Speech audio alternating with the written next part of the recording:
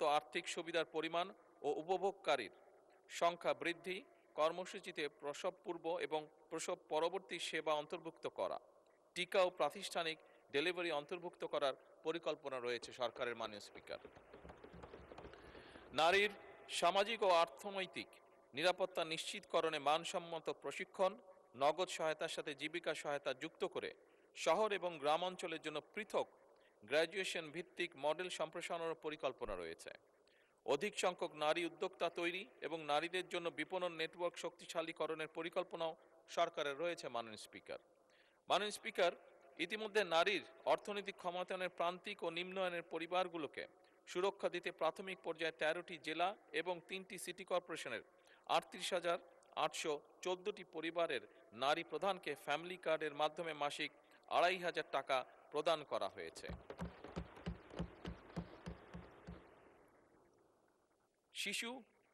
শিশুরা দেশ এবং জাতির ভবিষ্যৎ। মাননীয় স্পিকার, শিশুর বিকাশ ও কল্যাণে বাংলাদেশ শিশু একাডেমি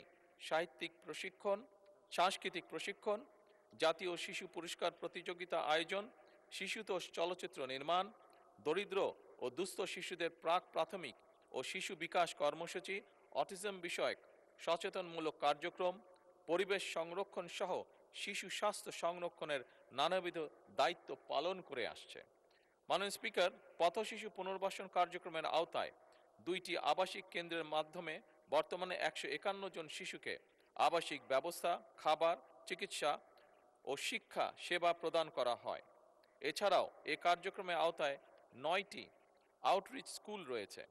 কর্মজীবী মায়েদের 6 মাস হতে 6 বছরের শিশুদের দেখভালের জন্য মোট 64টি শিশু দিবাযত্ন কেন্দ্র রয়েছে। এই সকল দিবাযত্ন কেন্দ্রে সুষম খাবার প্রদান, প্রাক স্কুল শিক্ষা প্রদান, প্রাথমিক স্বাস্থ্য পরিচর্যা করা এবং ইনডোর খেলাধুলা ও চিত্ত বিনোদনের ব্যবস্থা রয়েছে। নারীদের কর্মস্থলে শিশু পরিচর্যা কেন্দ্র, ডে কেয়ার সেন্টার স্থাপনের পাশাপাশি গার্মেন্টস সহ সব শিল্প কলকারখানা, অফিস ও আদালতে কর্মরত মায়েদের জন্য ব্রেস্টফিডিং কর্নার স্থাপনের বিষয়ে নির্বাচনী ইশতেহারে আমরা গুরুত্ব আরোপ করেছি। মাননীয় স্পিকার, উপকূলীয় জনগোষ্ঠী বিশেষত নারীদের জলবায়ু পরিবর্তনজনিত লবণাক্ততার ঝুঁকি প্রশমন এবং অভিযোজন সক্ষমতা বৃদ্ধি করে সুপেয় পানির প্রাপ্যতা এবং জীবিকার মান উন্নয়ন নিশ্চিত করার লক্ষ্যে মহিলা ও শিশু মন্ত্রণালয়ের অধীনে জেন্ডার রিপ্রেজেন্টেটিভ ক্লাইমেট অ্যাডাপশন প্রকল্পের আওতায় বাংলাদেশের উপকূলীয় এলাকায় খুলনা জেলার দাকব, কয়রা ও পাইকগাছা উপজেলা এবং সাতক্ষীরা জেলার আশাশুনি ও শ্যামনগর উপজেলা বৃষ্টির পানি সংরক্ষণ ও ব্যবস্থাপনা কার্যক্রম চালু রয়েছে। এ প্রকল্পের মাধ্যমে মোট 43,000 জন নারীকে জীবিকা সহায়তা, প্রশিক্ষণ ও কৃষি উপকরণ প্রদান করা হয়েছে।